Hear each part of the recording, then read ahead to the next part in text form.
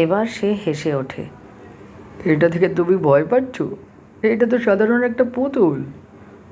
রোহিত, তুমি পুতুলটা চিনতে পারছো না? ভালো করে দেখো। এবার ভালো করে পুতুলটা দেখলো সে। এবার তার মনে পড়ল অন্য এক রুহি এরকম একটা পুতুল নিয়ে খেলা করত। পুতুলটা তারই কিনে দেওয়া।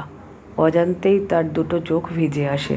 মনে পড়ছে গো, স্মৃতিটুকু শুধু আছে, কিন্তু কান্নায় তার গলা বুজে যায়।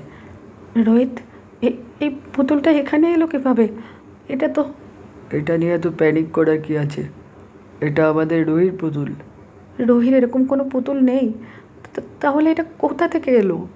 রুহিটা, আমাদের রুহি আসার পর থেকে ওর জন্য কত রকম খেলনা পুতুল আমরা কিনেছি, তার কোনো হিসেব আছে? এটা তার মধ্যেই একটা।